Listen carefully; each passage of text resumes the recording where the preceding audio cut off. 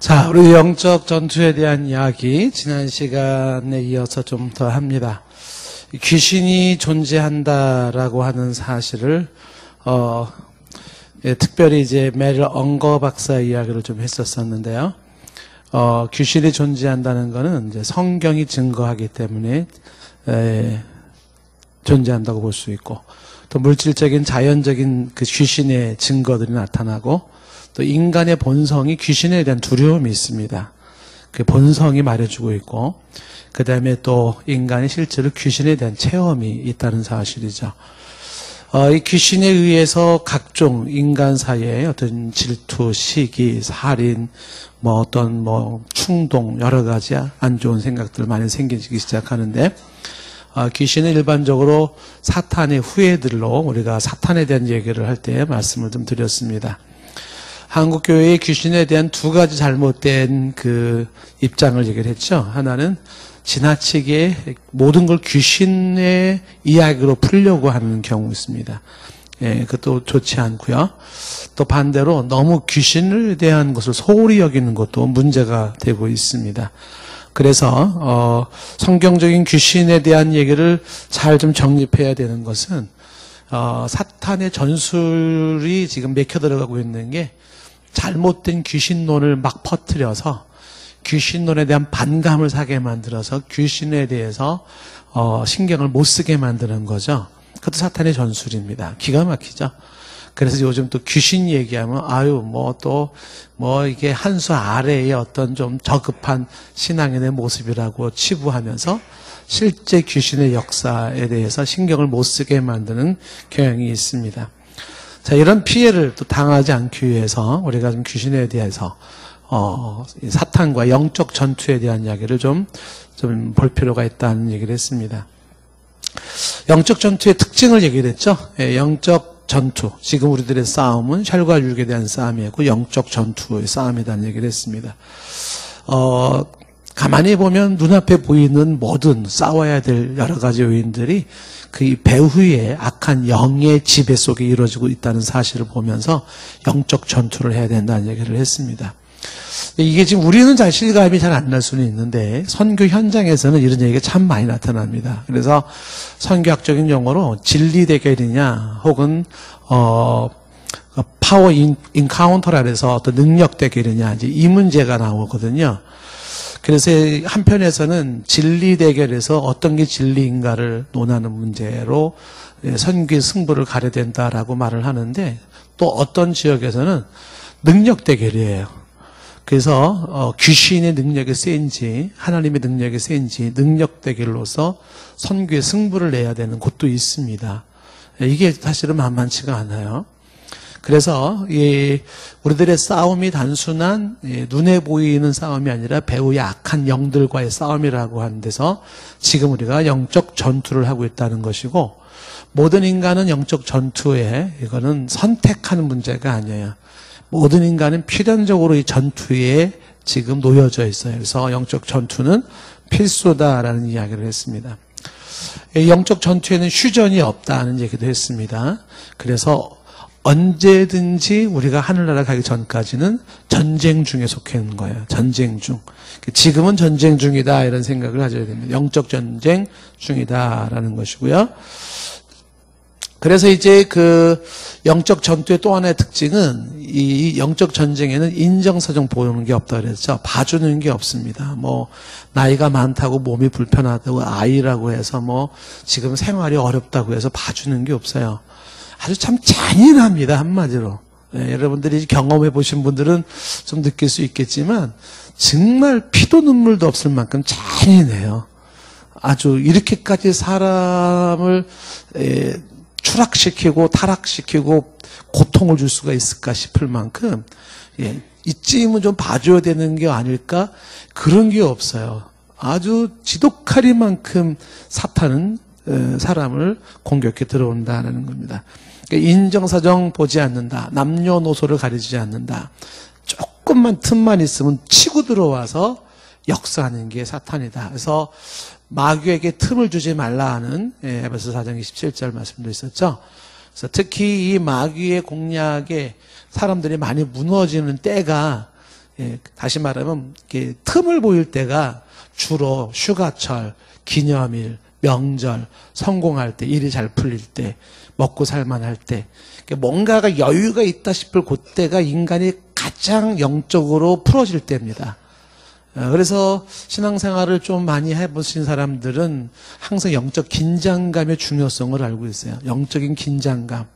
이게 늘 깨어 있어야 되는 모습이죠. 그리고 영적 전투는 항상 준비하고 있어야 된다는 얘기를 했죠. 평화를 원하면 전쟁을 준비하라 하는 그런 이야기와 함께 영적 전투를 항상 준비하고 있어서 언제든지 싸울 준비가 되어 있어야 된다는 것입니다. 자, 이 마귀가 하는 일들은 범죄하게 하고 유혹하게 하죠. 그 다음에 그리스도를 대적하게 하고 생각에 안 좋은 생각, 극단적인 생각을 불어넣어주고 또 이 귀신, 이 영적인 문제로 질병이 유발되기도 한다는 얘기를 했습니다. 그리고 이제 이 사탄은 둔갑술에 능하고 거짓말에 능해서 참 잘 속인다는 거죠. 그래서 영적 분별력이 없으면 십중팔구 속아 넘어갑니다. 그래서 이단에 빠지는 거예요. 분별력이 없어서. 그러니까 이게 기가 막히게 이 사탄이, 귀신이 둔갑을 하는데 광명한 천사로 둔갑하고 아주 의로운 사람으로 둔갑하고 혹은 아주 믿음이 좋은 사람으로, 대단한 사람으로 둔갑을 한다는 겁니다. 그래서 영적 분별력이 굉장히 필요한 것이죠. 자, 오늘 우리가 이제 이어서 얘기하는 것은 우리가 이제 1번, 2번까지 했고요. 3번에 해당되는 건데 영적 전투 어떻게 할 것인가 하는 거죠. 그래서 영적 전투 혹은 이제 마귀와의 싸움이죠. 귀신과의 싸움인데 전투 어떻게 할 것인가 이 부분에 대한 것을 한번 오늘 얘기를 하도록 하겠습니다. 첫 번째로 영적 전투에 임하는 우리에게 필요한 게 뭐냐면 첫 번째가 담대해야 돼요. 담대하라. 이 담대하라라는 표현이 오늘 말씀 10절 말씀에는 이렇게 되어 있어요. 끝으로 너희가 주 안에서 그 힘의 능력으로 강건하여 주고라고 되어 있거든요. 그러니까 그의 능력으로 강건해라. 강건하가 be strong. 강해져라. 이런 거거든요. 강해져라. 그 같은 의미로서 우리가 보는 것이 담대하라. 강해져라. 강건하라 하는 거죠. 그러니까 영적 전투에 대해서 겁먹으면 안 됩니다. 겁먹으면 사탄이 더 우습게 보는 경향이 있어요. 그래서 먼저 강한 자의 모습을 보여줘야 돼요. 그래서 결코 약하지 않고 강하다는 그분의 능력으로 강한 모습을 가지고 담대해야 돼요. 요게 이제 같은 맥락에서 얘기하는 게 뭐냐면 이 영적 전투, 사탄과의 싸움, 귀신과의 싸움은요, 이거는 대적해야 돼요. 대적하라. 따라해보세요. 대적하라. 그러니까 이 영적 전투는 피하면 안 돼요. 피할 문제가 아니라는 것이죠. 이것은 영적 전투라고 하는 것은 싸워서 이겨야 될 문제지 피한다고 뭐 도망가지고 전쟁을 안 하게 되고 그게 안 되는 거예요. 오늘 11절 말씀에 뭐라고 말을 하고 있냐면 마귀의 관계를 능히 대적하기 위하여라고 되어 있잖아요. 그러니까 대적하기 위해서라는 것은 대적을 해야 된다는 겁니다.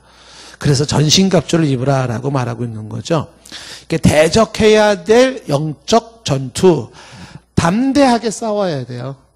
내가 약한 모습으로 싸우지 않으려고 이리 피하고 저리 피해서 사탄이 이겼다 뭐 이러는 게 아니죠. 더 깊이 침투에 들어가서 더 파괴시키는 공격을 하는 겁니다. 대적하라. 야고보서 4장 7절 말씀에 뭐라고 되어 있냐? 그런즉 너희는 하나님께 복종할지어다. 그럼 그다음에 뭐라고 되어 있어요? 마귀를 대적하라. 그럼 어떻게 돼요? 너희를 피하리라. 그러니까 마귀는 대적하면 피합니다. 혹시 이제 이런 부분에 대한 체험적인 분이 계신지는 모르겠는데 좀 영적으로 민감하면 이게 지금 귀신이 역사하는구나. 혹은 사탄이 역사하는구나. 이런 걸 느낄 수가 있어요. 충분히. 근데 그런 걸 느낄 때 담대함으로 대적하는 거죠. 담대하고 싸우려고 하는 의지를 딱 불태우는 겁니다. 어떻게 싸울 건지 뒤에 설명을 하지만, 그래서 무서워하고 숨으려고 하는 모습이 아니라 한판 싸우겠다라고 하는 그런 굳센 마음가짐 혹은 그런 태도를 딱 갖는 그 순간, 기가 막히게 사탄 귀신은 꼬리를 감추고 도망가요. 아주 의기양양하게 뭔가 막 들어오라고 하다가도 싸워보려고 마음을 딱 먹으면 있잖아요. 정말 이게 비유적으로 적절한 비유인지 모르겠는데, 혹시 그 개들이 막 멍멍멍멍 짖는 개들 있잖아요. 그 막 무섭게 사납게 짖는 개들 보면은 그 개랑 눈싸움 한번 해보십시오. 눈싸움 딱 하면은 개가 짖다가 그리고 꼬리를 감추고 그렇게 가버려요.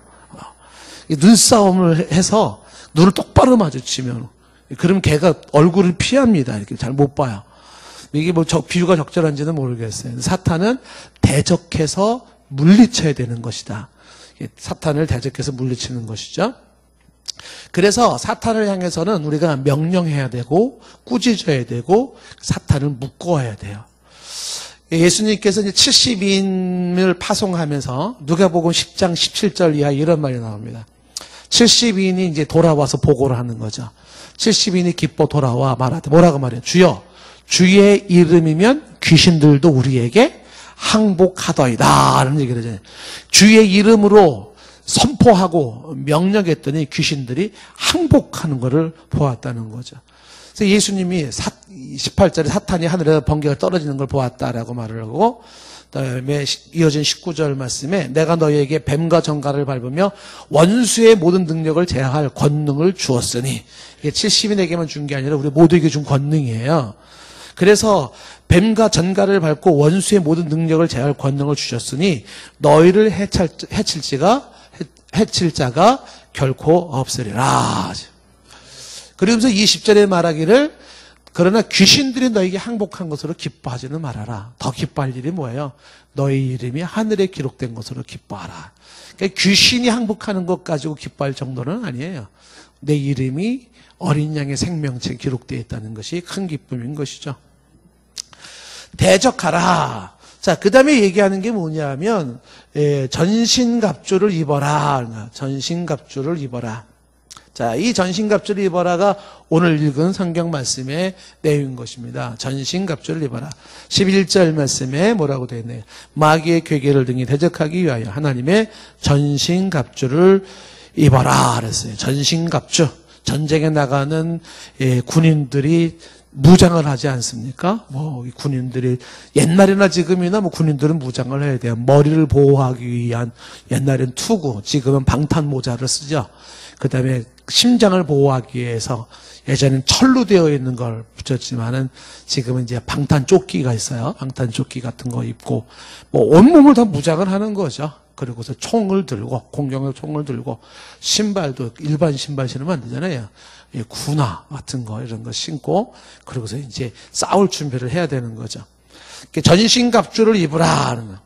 13절 말씀에도 뭐라고 되어 있어요? 13절에 그러므로 하나님의 전신갑주를 취하라. 이는 악한 날에 너희가 능히 대적하고 모든 일을 행한 후에 서기 위함이라. 전신갑주를 취해야 돼요. 자, 지금부터 저와 여러분들 전신갑주를 한번 입어봅시다. 자, 첫 번째 어떤 전신갑주를 얘기하고 있나요? 지금 14절에 보면 서서 진리로 너희 허리띠를 띠고 그랬죠? 한번 따라합시다. 진리의 허리띠. 진리의 허리띠를 무장하는 게 진리의 허리띠, 진리의 허리띠. 진리의 허리띠라고 하는 것이 뭘 이야기하는 것이냐라고 할 때 두 가지를 생각해 볼 수가 있어요. 하나는 진리와 하나는 허리띠라는 거 하는 것인데, 진리로 무장을 해야 된다. 이건 이런 얘기예요. 진리 무장, 진리로 무장하라. 왜 진리로 무장하라 라고 얘기를 하냐 하면, 사탄이 들어오는 공격 루트가 진리를 혼잡게 하는 거예요.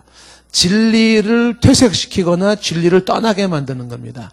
그러니까 이 흉악한 이리떼 같은 사탄이 교회 안에 들어와서 어떻게 해요? 어그러진 말을 하면서 제자들을 꾀잖아요. 거짓말을 해서. 그래서 영원한 하나님의 진리 안에 서지 못하게 만드는 거예요.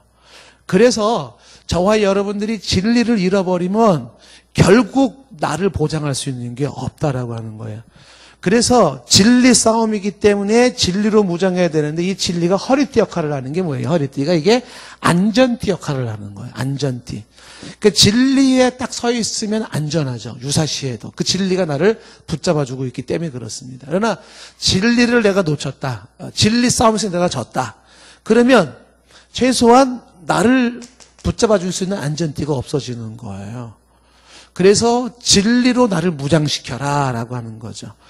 여러분들은 이제 우리 사실 일반 평신도 입장에서는 뭐가 진리냐 이런 부분에 대한 혼돈이 있을 수는 있을 거예요. 많이 제가 얘기를 하지만 진리를 분별하는 방법 중에 하나가 무엇입니까? 뭐 성경을 얘기한다고 다 진리입니까? 뭐 예수님 얘기한다고 다 진리입니까? 하나님 얘기한다고 다 진리입니까? 그렇지 않죠. 요즘은 사탄도 성경을 이용하고 사탄도 예수님 이용하고 사탄도 하나님 이용하는 거죠. 그래서 뭐가 성경적이냐? 뭐가 진짜 예수님에 대한 이야기냐? 뭐가 진짜 하나님에 대한 것이냐? 이런 거에 대한 그 싸움이 지금 요구되고 있는 거죠. 가장 확실한 거는 어느 누군가가 그럴듯하게 이야기를 하는 그 모든 것들에 귀를 기울이면 안 됩니다. 너는 얘기했지만 기독교 2000년 역사 속에 검증된 사실이 무엇인지를 찾는 게 중요한 거예요. 2000년 역사 속에서 검증된 사실이 뭐냐? 어느 누군가가 막 성경인 앞뒤가 비유표를 해가면서 착착착착착 맞아 떨어지고 무슨 뭐 예수님에 대해서 막 설명하는데 기가 막히네 설명을 어쩜 이렇게 잘할까? 그게 중요하지 않아요. 그 모든 이야기에 대해서 그의 그 논리는 역사적으로 성경적으로 어떻게 검증된 얘기입니까를 물어야 돼. 이해가 안 되고 말도 안 되고 그 다음에 답답하고 그래도 역사 속에 검증된 이야기가 진짜인 거예요. 그 역사에 검증된 것이 객관적 사실인 거거든요. 그러니까 약장사 같은 사람들은 역사에서 검증되지 않은 자기의 시나리오로 기가 막히게 소설을 씁니다. 일반인들은 그 소설에 꺼벅 넘어가요.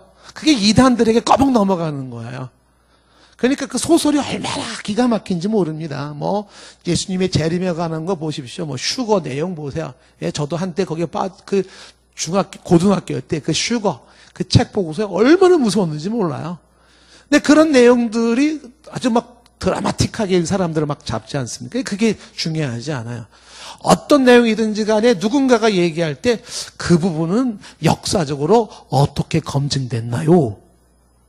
역사적으로 검증된 객관적인 얘기를 해주세요. 이렇게 나와줘야 되는 거예요. 왜냐하면 기독교의 진리는 2000년 최소한 역사 속에서 수많은 성각자들, 기도 많이 하고 성경 많이 읽고 학문에 뛰어난 수많은 신앙의 선배들에 의해서 걸러서 성경적 진리를 세워놓았어요. 그 역사적으로. 그 내용이 뭔지를 찾는 게 중요한 거죠. 그래서 우리가 정통이니 뭐 이런 얘기를 강조하는 거예요. 중요한 거는 진리로 허리에 띠를 둬야 된다, 묶어야 된다라는 것이고요. 저와 여러분들은 그래도 개혁주의 신학의 정통을 이어받는 그런 교회 그런 데서 긍지를 가지실 수 있기를 바라요. 예, 그게 뭔지 난 잘 모르겠다. 그죠? 어쨌든 그런 게 있다. 혹시 더 궁금하신 분들은 개혁주의 신학이 뭔지. 예. 우리가 장로님들, 지금 권사님들 임직할 때 다 뭐를 했냐면 이거였어요. 나는 웨스트민스터 신앙 고백을 준수하며, 우리 장로님들, 권사님들, 한수 집사님들 웨스트민스터 신앙 고백이 뭐예요? 몰라. 어쨌든 나는 그거에 선서했어. 이렇게. 예. 누군가가 뭐라고 얘기하면 웨스트민스터 신앙 고백서 한번 가지고 비교 한번 해봐. 이렇게. 웨스트민스터 신앙 고백서 대요리 소요리 문답이라고 하는 부분. 이렇게 그런 게 다 뭐냐면 역사 속에서 검증된 성경적 진리를 모아놓은 것들이에요. 그래서 우리는 그것을 근거로 성경을 이해하고 하나님 이해하고 구원을 이해하고 하는 거. 그래서 우리가 수요일마다 또 공부하는 것이고. 진리로 허리띠를 묶어라. 이게 사탄과 싸우는 모습이다. 이기는 모습이다. 두 번째는 의의 숭배를 붙여라 했어요. 한번 따라해보세요. 의의 숭배. 그 의의 숭배라고 하는 것은 이거는 지금 뭐라고 말하는 거냐면 의의 가슴판을 붙이는 숭배인데 여기서 이제 이 의라고 하는 부분이죠. 사단이 뭘 공격해 들어오냐면 이걸 가지고 공격해 들어오는 거예요. 진리를 공격하고 의를 공격하는 거죠. 그 의를 공격한다라고 하는 것이 뭘 의미하는 거냐면 사탄이 자꾸만 정죄의식을 심어주고 죄에 묻게 만들어요. 너는 죄인이다. 너는 무너졌다. 너는 틀렸다. 이렇게 자꾸만. 그래서 내가 주 예수 십자가의 보혈의 공로로 믿음으로 의로워졌다는 사실을 무너뜨리게 만드는 것이죠. 예수님의 십자가의 보혈을 헛되게 여기면 안 돼요. 그 피로 말미암아 내가 의로워졌다는 이 사실을 놓치면은 안 됩니다. 예수님이 하시는 일이 뭐냐면 요한복음 8장 11절에 가늠한 여인에게 했던 말처럼 뭐야? 나도 너를 정죄하지 아니하노니. 예수님은 죄를 정하시지 않죠. 죄에서 해방하시는 분이신 것입니다. 그래서 고린도서 5장 17절에 누구든지 그리스도 예수 안에 있으면 새로운 피조물인 거예요. 뭐 어떻게 새로운 피조물이 돼요? 예수 안에 거함으로써. 기적이에요. 신비입니다. 나라는 존재가 달라져 버렸어요. 우리가 중생에 대한 설명을 했지 않아요? 수요일 날에. 새로운 피조물로 바꿔놓는 게 그리스도 안에서 일어나는 그분의 능력과 기적이죠. 자, 로마서 8장 1절 2절 말씀 우리 다 같이 시작.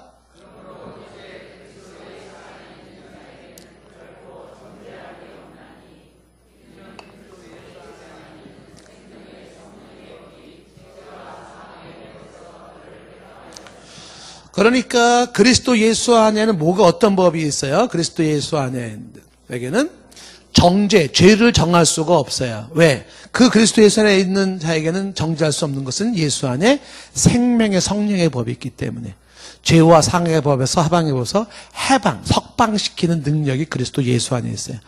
죄와 사망에 묶여있는 저와 여러분들이 여기서 해방된 것은 오직 그리스도 안에 있는 생명의 성령의 법으로 된 줄로 믿습니다. 주 앞에서 의로워진 나의 신분에 대해서 도전장을 들어올 때 거기에 흔들리면 안 됩니다. 분명하게. 이 의는 로마서 1장 17절에 말한 것처럼 사람의 의가 아니라 하나님의 의가 복음 안에 있는 거죠. 복음 안에 하나님의 의가 있어. 믿음에서 믿음에 이르게 한다고 말씀했잖아요. 마틴 루터가 깨진 거잖아요. 내가 만드는 의가 아니라 하나님이 만든 의가 있어요. 그게 예수 십자가의 복음 안에 들어있어요. 그래서 우리는 그 하나님이 만든 그 하나님의 의를 가지고 나는 의로워지는 거지. 내가 뭐 어떤 뭐 수행과 고행과 선행과 율법을 지켜서 의를 만드는 건 아니죠. 세 번째 전신갑주를 얘기할 때 뭘 얘기를 하냐면 15절 말씀에 복음의 신발을 신어라 그랬어요. 3번을 여기다 쓸까요?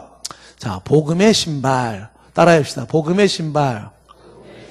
이 복음의 신발을 신으라는 것은 전도하라는 거예요. 전도. 근데 이 전도에 관련된 이야기가 왜 이 영적 전투에서 강조되는 거냐면 이 전도는 공격용 방어 혹은 방어용 공격이에요. 전신갑주에서 얘기하는 가장 확실한 공격 무기는 이때 얘기하는 말씀의 검 하나인데 그런데 이 전도는 사탄을 향하여서 정면으로 내가 나아가는 거예요.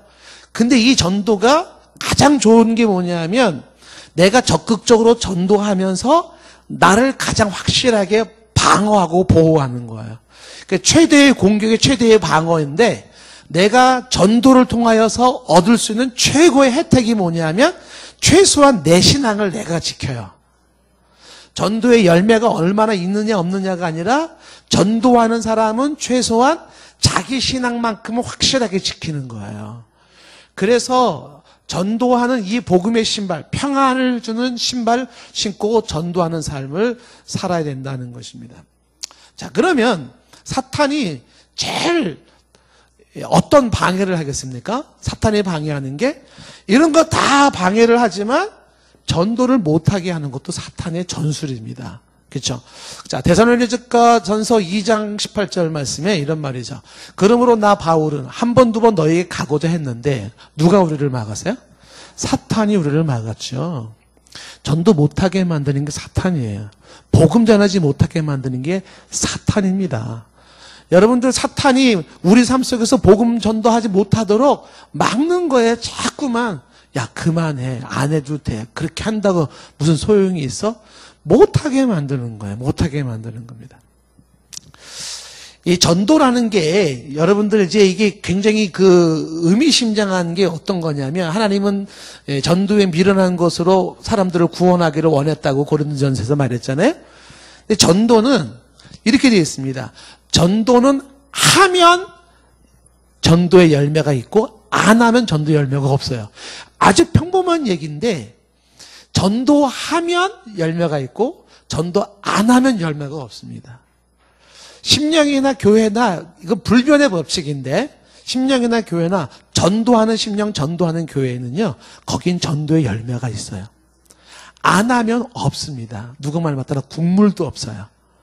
근데 이 전도는요. 동에서 심고 서에서 거둬요. 참 희한해. 나는 이쪽에서 전도했는데 이쪽에서 열매가 맺혀져. 근데 이쪽에서 뜬금없이 맺혀지는 열매가 뭐예요? 어디선가 했기 때문에 맺혀지는 거예요. 안 하면 없어요. 안 하면 없습니다. 지난주 우리 교회 등록하신 분 한 분이 계셨어요. 그래서 오늘 만나가지고 얘기를 했거든요. 예, 그래서, 이제 전도하신 이제 우리 집사님한테 이분이랑은 어떤 사이예요? 그러니까 잘 모르는 사이래요. 근데 어떻게 이렇게 전도를 해서 저희 교회 등록까지 했어요? 그러니까 집에 온 손님이래.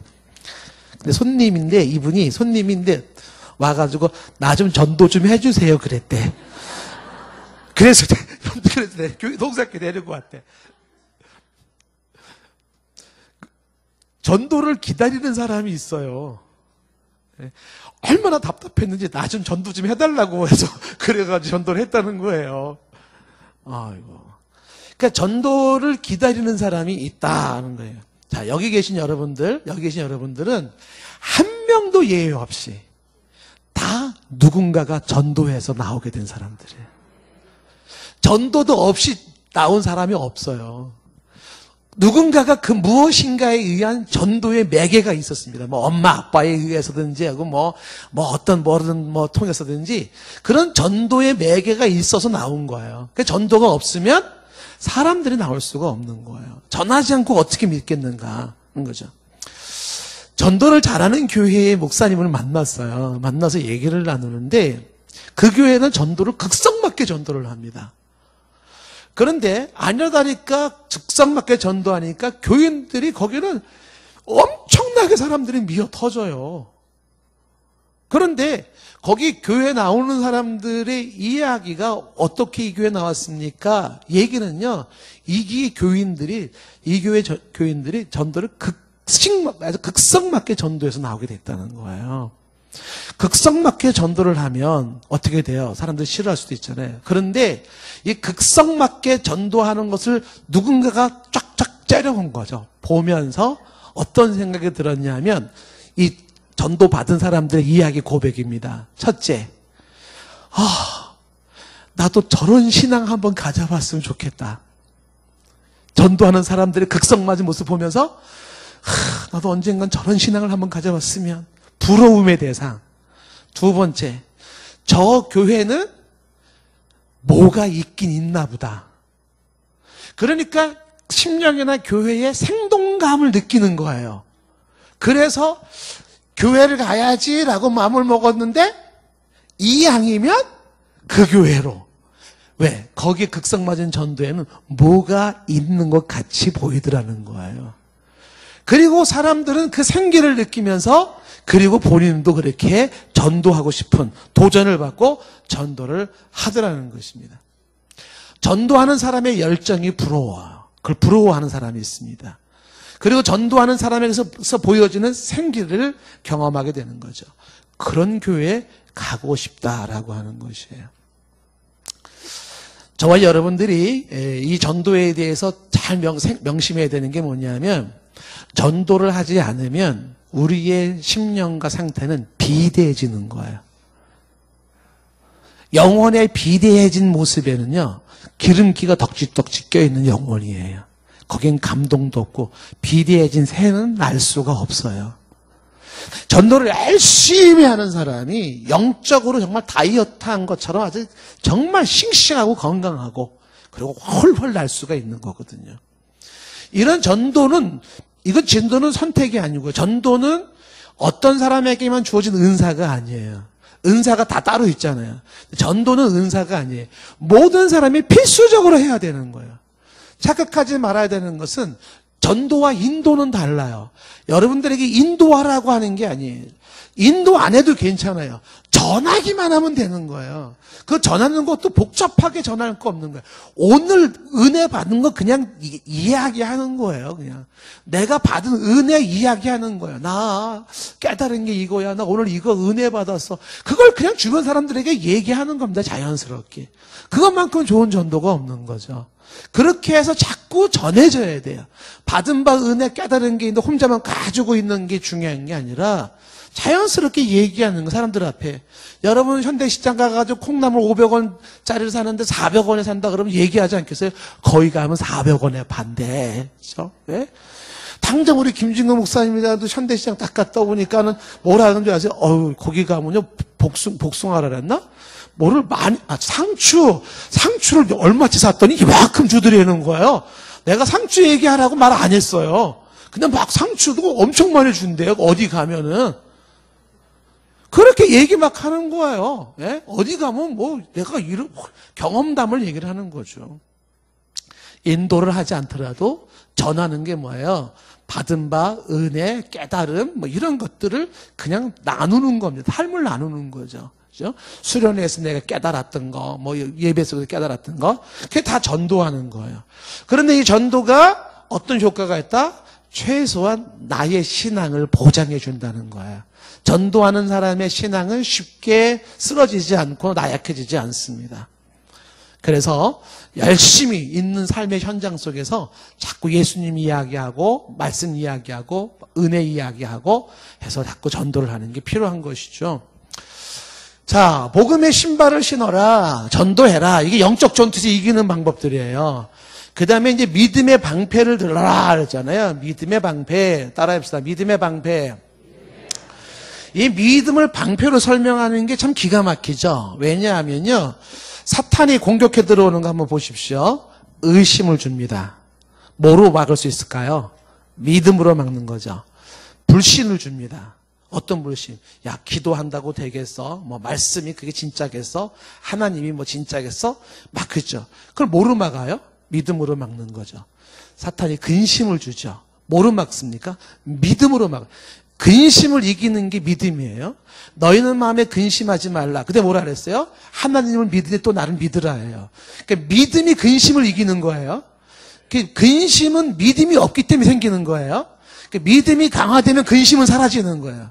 그러니까 믿음으로 근심을 물리치죠. 두려움도 마찬가지죠.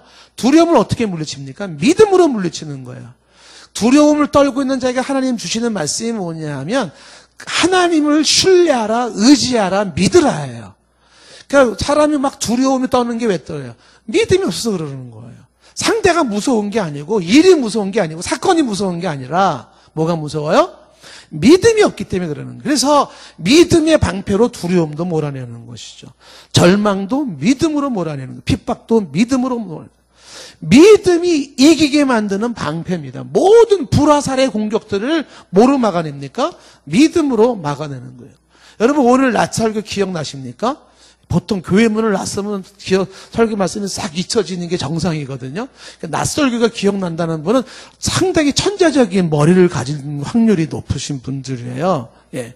자, 오늘 낮 설교 제목도 생각이 잘 안 날 수도 있을 겁니다.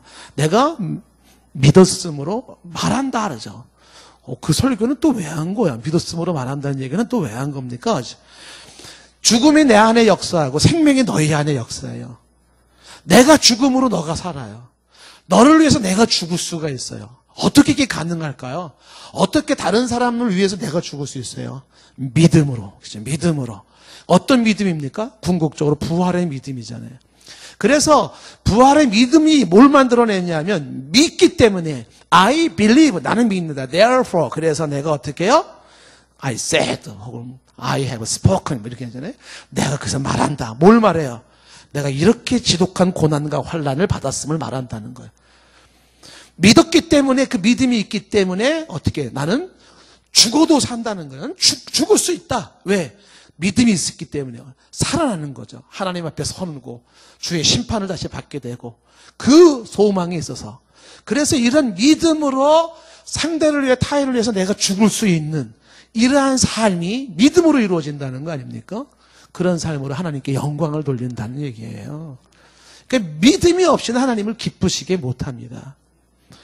하나님께 나아간 자는 반드시 그분이 계신 것과 그분이 또한 자기를 찾는 자에게 상 주시는 이심을 믿어야 하는 것입니다.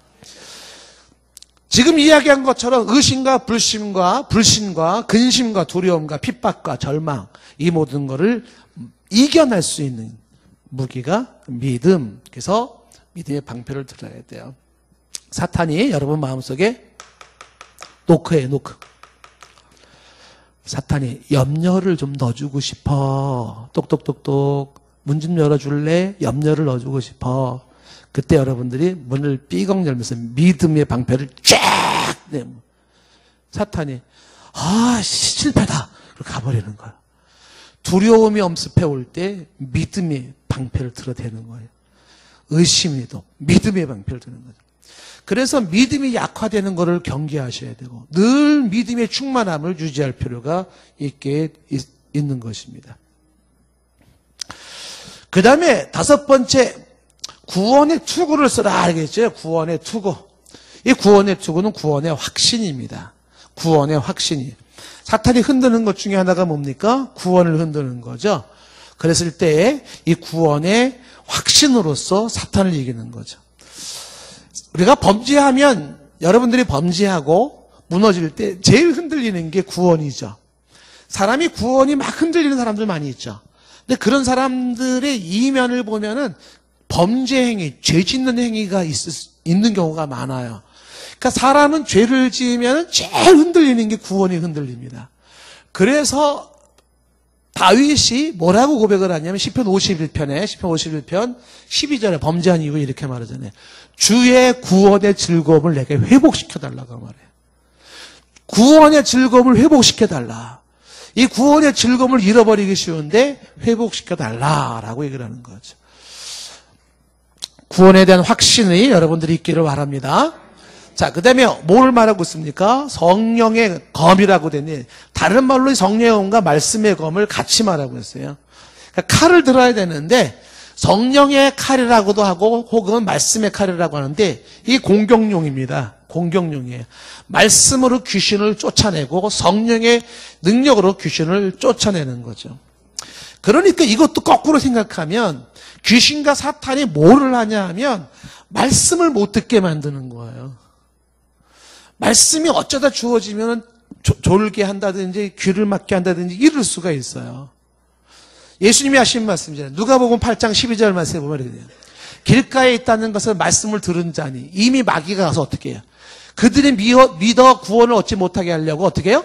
말씀을 금하면서 뺏어가는 거예요. 누가 뺏어가요? 마귀가 뺏어가는 거예요. 말씀이 잘 박힌 모처럼 내 안에 들어오지 못하게 말씀이 떨어질 때마다 채가하는 거예요. 길가 밭과 같은 사람들이죠. 왜? 말씀이 들어가면 안 되거든요. 사탄은 그게 무서운 거예요. 이 사람이 말씀을 잘 들어가지고 어느 순간 이 사람이 사탄 앞에 말씀을 딱 들어대면 사탄 꼼짝 못하잖아요. 그러니까 사탄은 말씀으로 무장하지 못하게 만들어야 돼요. 그래서 말씀을 못 듣게 만들고 들을 때는 귀를 가리게 만들고 놓치게 만드는 거예요. 이게 사탄의 전술인 겁니다. 그럼에도 불구하고 말씀을 사모하고 말씀을 들을 때 집중하고 말씀을 나를 깊이 있게 듣는 사람들 있잖아요. 이런 사람들은 사탄이 두려워하죠. 왜? 언제든지 말씀이 튀어나오기 때문에 그래요.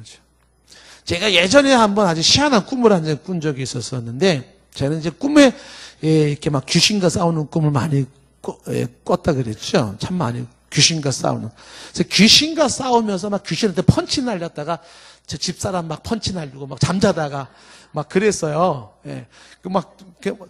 그 집사람이 내가 막 이상해져 막 깨워요. 왜? 그 싸우고는 중이거든요. 근데 그 꿈을 꿨는데 집에 귀신이 들어왔어요. 그 집에 귀신이 들어왔는데 신혼 초에. 근데 이 귀신이 스폰지밥 같이 생긴 네모로 되어 있는데 뭐 손발도 없어요. 근데 아주 이상한, 그림 괜히 그렸네. 빨리 지워야 되겠다. 아주 아주 생긴 게 이상한 게 공중에 빙빙 떠오면서 저한테 휙 덤벼드는 거예요. 건들지는 못하는데 근데 너무 신경 쓰이고 막 무섭기도 하고 꿈속에서 막 너무 힘들었어요. 어떻게? 그때 또 막 싸우는 거잖아요. 막 주먹 공격해보면 펀치 날리고 막 발길질하고 뭐 펀치 날리다고 맞습니까? 샥 오다가 싹 피하고 또 싹 피하고 막 괴로워요. 그때 이걸 잡을 길이 없는 거예요. 근데 꿈속에서 성령님이 저에게 지혜를 주신 거죠. 말씀을 저희 가르쳐 준 거, 말씀을 많이 외우는 게 좋은 거죠. 그때 제 말씀이 딱 저 머릿속에 떠오르는 게 뭐냐면 창세기 3장 15절 말씀이죠. 여인의 후손이 내 머리를 상하게 할 것이며, 그 말씀을 가지고 제가 의자를 가지고 귀신을 딱 내려 찍었는데 진짜 꼼짝도 못하고 쫙 깔려버리는 거예요. 말씀에 의해서 선포해버리니 쫙 깔려버리는 거예요. 예수님이 사탄을 이긴 방법이 뭐예요? 말씀으로 이기는 거예요. 말씀으로 사탄을 이겨버리는 거예요. 3번 다. 그래서 사탄을 이기고 귀신을 이기는 게 뭐냐면 말씀의 칼을 뽑아야 돼요.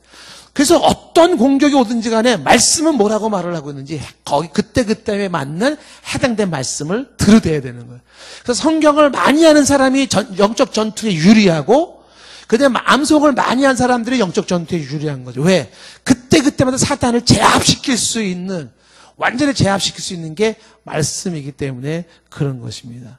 그래서 말씀으로 무장해야 된다. 성경 공부를 그래서 해야 되는 거. 성경 암송을 그렇게 해야 되고. 여러분 성경을 매일 읽을 때랑 안 읽을 때 다이점도 마찬가지예요. 말씀이 있는 곳에 사탄의 역사가 그렇게 역사하지는 못해요. 성경을 매일 읽고 암송하고 공부하고 듣고, 그 말씀이 내게 무장하는 것이 사탄을 이기는 것입니다. 사탄이 어떤 모습으로 침공에 들어오든지 간에 말씀으로 여러분 물리칠 수 있기를 바라요. 전신갑주는 여기서 끝나죠. 그런데 성경은 여기서 끝나는 게 아니라 사탄과 싸우는 방법을 또 몇 가지 얘기를 하고 있는 게 뭐냐면 기도예요. 기도하라. 오늘 말씀 8절 말씀에 보면은 뭐라고 되어 있냐면 깨어있어 수시로 기도하라고 하는 것을 강조하고 있는 것이죠. 8절 말씀에, 18절 말씀에 모든 기도와 간구로 항상 깨어있어 기도하고. 그러니까 성령 안에서 기도로서 어떻게 해요? 기도로서 깨어있어 사탄을 이기는 겁니다. 이것도 거꾸로 얘기하면 사탄이 제일 무서워하고 제일 싫어하는 게 뭐냐면 기도하는 거예요. 그래서 기도하는 거를 너무 싫어하고 기도를 못하게 만들어요. 그죠? 그래서 할 수만 있다면 기도가 없는 삶을 만들어내는 거예요. 그 이비 마운즈라고 하는 사람이 쓴 책이 있죠. 기도의 능력이라는 책이 있어요. 그 짧은 책인데 아주 고전 중에 유명한 책이잖아요. 근데 그 책에서 강조하는 내용이 참 구구절절, 그 목사들을 위해 쓴 책이에요. 그 책은. 강조하는 게 이 내용을 하고 있습니다. 기도가 없는 성경 공부, 기도가 없는 예배, 기도가 없는 찬송, 기도가 없는 모든 종교 행위에 사탄은 안심한다는 거예요. 기도 없는 찬양? 안심해. 기도 없는 성경 공부에 안심해. 기도 없는 예배? 안심하는데 맘대로 하라는 거야. 그런데 사탄을 쩔쩔매고 꼼짝 못하게 만드는 게 뭐냐면 기도라는 거예요. 그 기도할 때 저는 그런 어떤 그 연상되는 게 뭐냐면, 기도는요 집에 모기향 펴놓고 모기 잡는 거랑 비슷해요. 이 기도를 많이 하면은 모기향을 쫙 펴놓으면 모기가 깨물지는 못하잖아요. 모기가 죽어요. 뭐 죽는지 어떻는지. 근데 기도를 많이 하면 사탄이, 귀신이 비실비실해져요. 그래서 기도로 사탄을 잡고요. 그게 기도가 중요한 거예요. 마가복음 9장에 간질병 걸린 아이 이야기가 나오죠. 그때 이런 얘기가 나옵니다. 예수님께서 마태복음 9장 25절 말씀에 보면은 예수님께서 무리가 달려와 모이는 것을 보시고 그 더러운 귀신을 꾸짖죠. 귀신은 꾸짖어야 된다니까 얘기를 했죠. 대적해야 돼요. 귀신을 꾸짖어야 되는 거예요. 말 못하고 못 듣는 귀신아, 내가 내게 명하노니 그 아이에게서 나오고 다시 들어가지 말라. 꾸짖었죠. 그러니까 26절에 어떻게 해요? 귀신이 소리를 지르며 아이로 심히 경련을 일으키게 하고 나가죠. 그게 아이가 죽은 줄 알았어요. 많은 사람들이 아이 죽었다 이렇게 된 거예요. 근데 27절에 예수님이 그 손을 잡아 일으키니까 아이가 일어났습니다. 28절. 집에 들어갔을 때 제자들이 묻지요. 우리는 어찌하여 능히 그 귀신을 쫓아내지 못했습니까? 왜 우리는 귀신을 못 쫓아냈어요? 이어지는 29절 말씀 예수님이 이렇게 말했죠. 기도 외에 다른 것으로 이런 유가 나갈 수가 없는 이라 그랬어요. 기도 외에는. 여기서 기도는 주문이 아니죠. 믿음의 기도죠. 그 기도가 어떻게? 귀신을 몰아내는 거예요. 그래서 여러분들에게는 크리스찬들에게 어떤 특권이 있어요?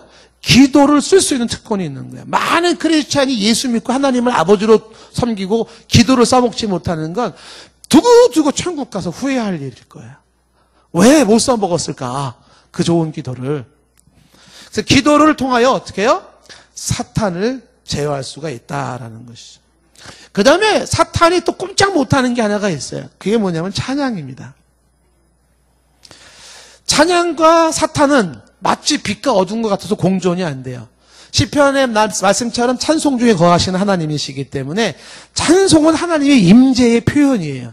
찬송이 있는 그곳에 하나님이 임재하고 자정하시는 곳으로서 사탄이 거기에 공존할 수가 없습니다. 이 대표적인 케이스가 사울의 귀신 들림과 다윗의 찬양인 것이죠. 사무엘상 16장 14절 말씀에 보면은 여호와의 영, 성령이죠. 성령이 사울에서 떠나가잖아요. 성령이 떠나가는 게 무서워요. 그러니까 여호와께서 부르시는 악령이 그를 번뇌케 한 거예요. 성령이 떠나가죠. 다윗이 고백한 것처럼 주의 성령을 내게서 거두지 말아달라고 말하지 않습니까? 성령이 떠나가는 것만큼 비참한 게 없죠. 그 성령이 떠나가면서 어떻게 돼요? 악령이 그를 번뇌케 하기 시작했어요. 그러니까 15절에 사울의 신하들이 뭐라고 말합니까? 하나님께서 부르시는 악령이 왕을 번뇌케 한다. 그래서 16절에 원하건대 우리 주께서는 당신 앞에서 모시는 신하들에게 명령하여 수금을 잘 타는 수금, 악기를 잘 다루는 사람을 구하소서. 하나님께 부르시는 악령이 왕에게 이를 때 그가 손으로 타면 왕이 나으리라. 수금, 하나님 앞에 수금 찬양을 드리는 자들이 왕의 귀신을 쫓아내겠다. 그래가지고 누굴 불러왔냐면 다윗을 불러왔어요. 그래서 그 밑에가 보면 23절 말씀으로 건너가면 하나님이 부르시는 악령이 하나님이 부르시는 영이라고 얘기했어요. 귀신도 하나님 손아귀에 있어요, 결국은. 그 악령이 사울에게 이르렀을 때 다윗이 수금을 들고 와서 손으로 타니까 어떻게 해요? 사울이 상쾌하여 낫고 악령이 그에게서 떠나니라 그랬어요. 찬양을 많이 부르세요? 예, 귀신이 떠나갑니다. 예, 찬양 속에 하나님이 거하시고 있기 때문에 그런 거죠. 하나 더 얘기하고 싶은 게 뭐냐면 영적 전투에서 우리가 싸울 때 하나 예수님을 앞세우셔야 돼요. 그래서 예수의 이름으로 나아가야 돼요. 예수는 우리의 대장 되시기 때문에 예수님을 앞세우고 나가야 된다. 히브리서 2장 14절 말씀이 이런 말이 나와요. 자녀들아 혈과 육에 속하였으니 자녀들은 혈과 육에 속하였음에 그도 또한 같은 모양으로 혈과 육을 함께 지니셨어요. 죽음을 통하여 죽음의 세력을 잡은 자 곧 마귀를 멸하시며 예수님이 마귀를 멸하세요. 예수님이 명령하실 때 성경에 귀신이나 마귀가 거기에 거절을 못해요. 이미 알아보고 쩔쩔매는 거죠. 요한계시록에 나와 있는 게 뭐냐면 예수님이 마귀를 멸하시잖아요. 그래서 무적행에 잠시 가다 놓은 천년왕국에 대한 이야기가 나오잖아요. 마귀는 결정적으로 귀신은 예수 앞에 어떻게 무너져요. 아까 얘기했던 창세기 말씀처럼 여인의 후손인 예수님이 마귀의 머리를 상하게 했어요. 그래서 예수 이름 앞에 꼼짝 못하게. 예수님은 마귀의 일을 멸하러 오신 분이기 때문에 여러분 예수의 이름으로 나아가시고 예수님을 앞에 내세우기를 바랍니다. 영적 전투 여기에는 뭐예요? 휴전이 없고 봐주는 게 없다는 거. 영적 전투는 선택이 아니고 필수라는 거. 영적 전투에는 인정사정이 없다는 거. 늘 싸움의 준비를 하고 있어야 되고 악한 영이 들어올 때 능히 이길 수 있기를 바랍니다. 우리 이 시간에 좀 이제 찬양을 좀 부르기로 하는데 제가 즉석에서 보컬팀을 하나 만들었습니다. 한 번도 맞춰보지 않은 보컬팀이에요. 우리 추강곤 집사님, 유혜자 권사님 좀 앞에 나와주시면 좋겠는데, 예. 한 번도 맞춰보지 않은 보컬팀 한번 찬양을 좀 부르겠습니다. 또 우리 드럼도 우리 어진이가 나와 드럼 해주면 좋을 것 같고, 우리 신디 어딨니? 예림아. 어딨니? 예림이 없어? 갔나? 그러면 저기 윤지가 와서 여기 신디 막 즉석이야 지금 막 그냥 그다음에 피아노는 은지가 여기 저기 악보를 하나 좀 우리 같이 이제 찬양을 한번 심차게 부르고 그리고 저는 예배를 좀 마치도록 하겠습니다. 예수의 이름으로 우리 영적 전투의 승리를 생각하시면서 찬양이 잘 어색하거나 모르시는 분들은 그냥 음미하시고 따라 불러도 되고요. 아시는 분들은 이제 좀 크게 불러주면 좋겠습니다. 주께서 전진해 온다부터 우리 찬양 같이 하도록 하겠습니다.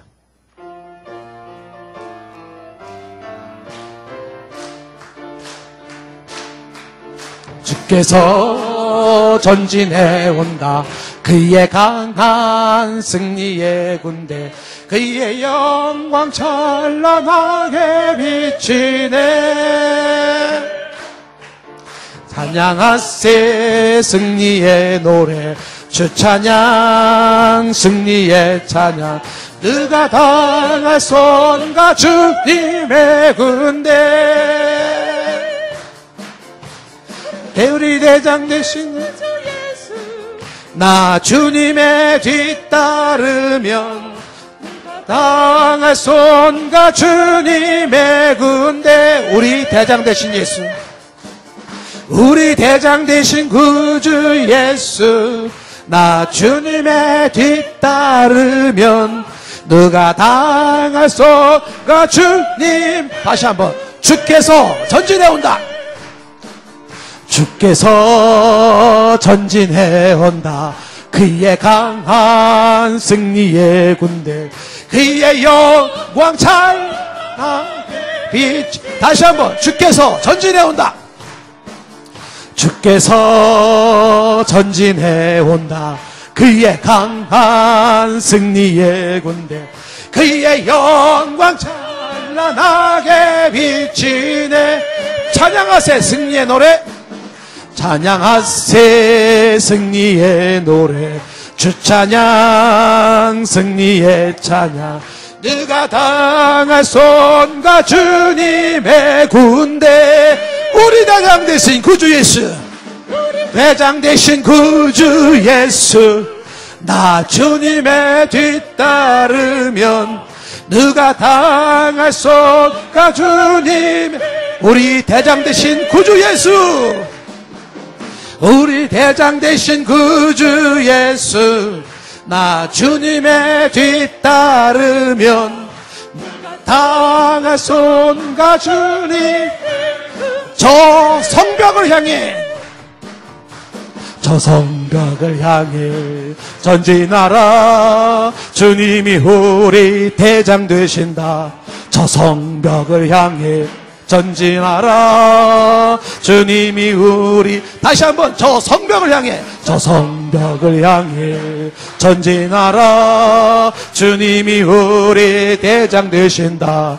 저 성벽을 향해 전진하라 주님이 우리 주가 명령하네 주가 명령하네 강한 군사들아 주가 명령하네 강한 군 나팔소리 시온성에 나팔소리 시온성에 크게 울려 거룩한 성에 나팔소리 시온성에 울려라 나팔소리 시온성에 크게 울려 거룩한 성에 나팔소리 시온성에 짠짠 울려 다시 한번 나팔소리 시온성에 크게 울려 거룩한 성에 나팔소리 시온성에 울려라 저 성벽을 향해 전진하라 주님이 우리 대장 되신다. 저 성벽을 향해 전진하라 주님이 우리 대장 되신다. 주가 명령하네 강한 군사들아 주가 명령하네 주가 명령하네 강한 군사들 나팔소리 나팔소리 시온성에 크게 울려 거룩한 성에 나팔소리 시온성에 울려 다시 한번 나팔소리 나팔소리 시온성에 크게 울려 거룩한 성에 나팔소리 시온성에 울려라 한 번 더 나팔소리 나팔소리 시온성에 크게 울려 거룩한 성에 나팔소리 시온성에 주님과 담대히 나가 주님이 우리 대장 되셔 저 성벽을 향해 전진하라 주님 주가 명령하네 강한 군사들이여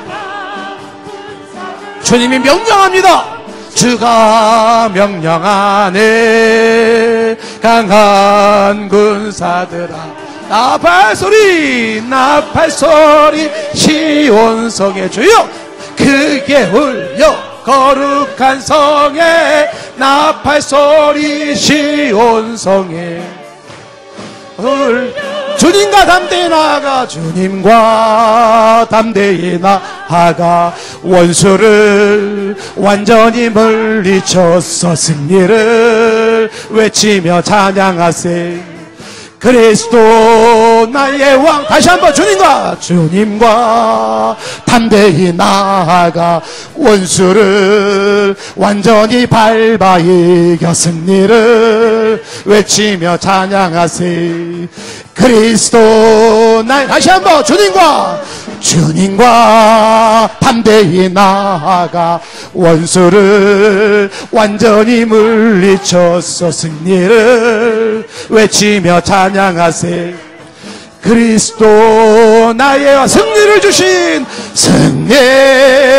주신 하나님 백성 구원했네 말씀으로 무지르니 온 세상 일어나 보리 주님과 담대히 나아가 원수를 완전히 물바 이겨 승리를 외치며 그리스도 나팔소리 시온성에 크게 울려 거룩한 성에 나팔소리 크게 울려 다시 한번 나팔소리 시온성에 크게 울려 거룩한 성에 나팔소리 크게 울려라 반드시 내가 너를 축복하리라 반드시 내가 너를 들었으리라 천지는 원해도 나의 약속은 영원히 변치 않으리 두려워 말라 강하고 담대 낙심하며 실망치 말라 낙심하며 실망치 말라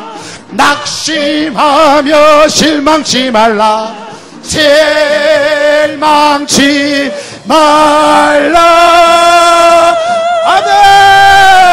아멘 내 소원 이루는 날 속히 오리 주여 내가 영광 돌리리 내 소원 이루는 날 속히 오리니 내게 영광 반드시 내가 너를 축복하리라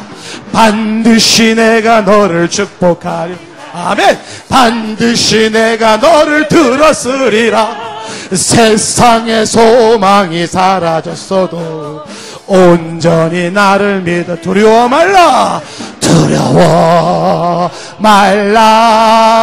강하고 담대하라 인내하며 부르짖으라 인내하며 부르짖으라 부르짖으라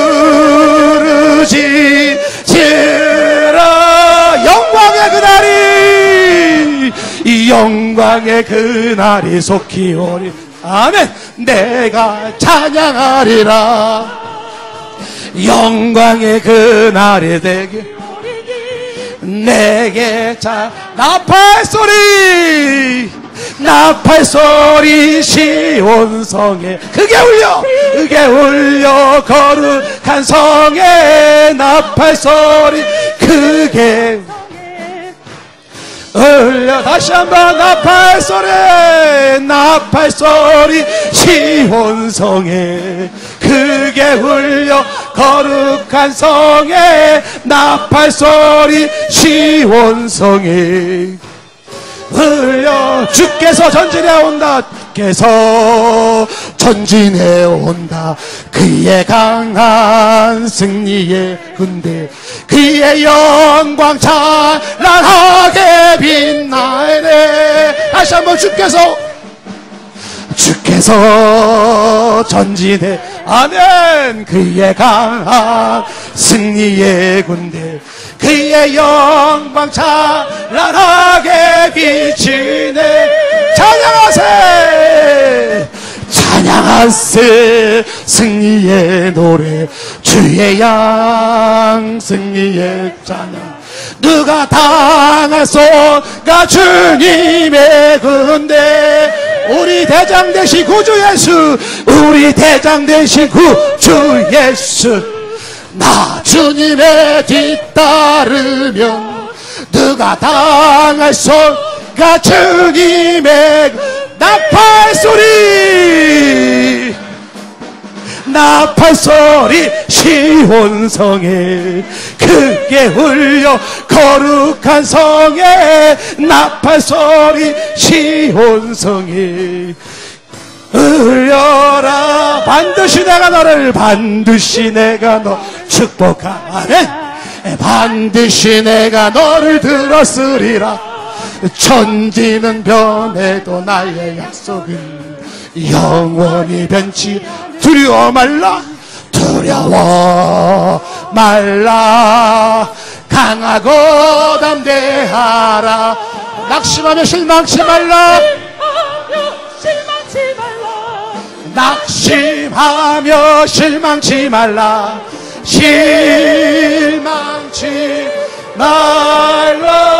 아멘 내 소원 이루는 날 속히 주여 내게 영광 돌리니 내 소원 이루는 날 속히 오리니 내게 영광 나팔 소리 시온성에 크게 울려 거룩한 성에 나팔 소리 시온성에 울려라 반드시 내가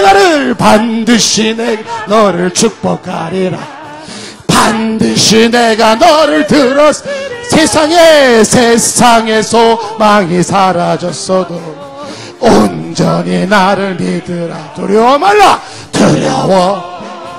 말라 강하고 담대하라 인내하며 부르짖으라 주여 인내하며 부르짖으라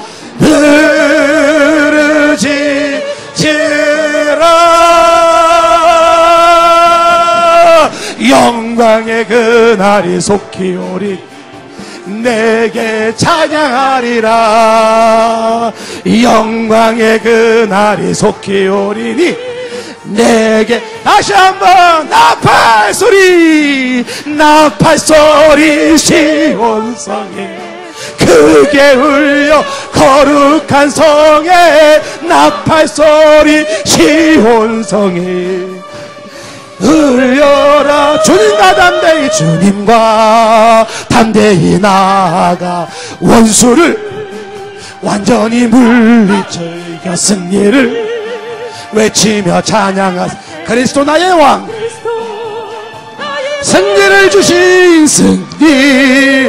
주신 하나님, 온 백성 구했네. 말씀으로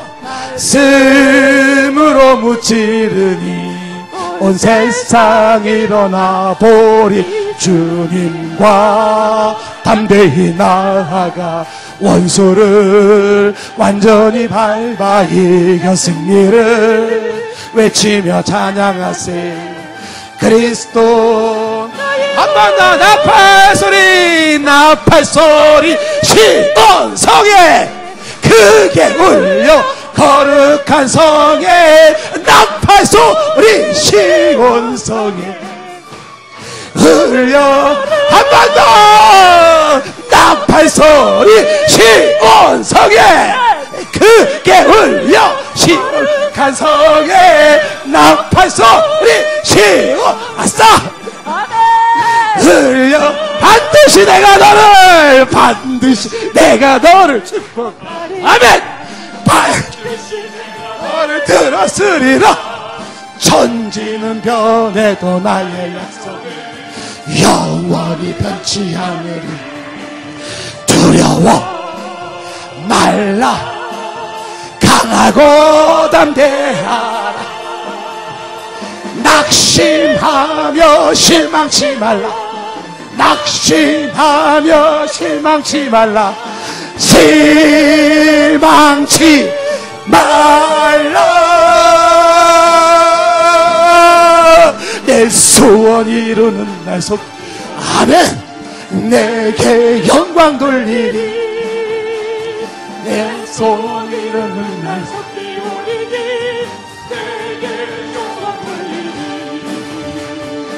나팔 소리 시온성에 크게 울려. 거룩한 성에 나팔 소리 시온성에 울려라. 아멘.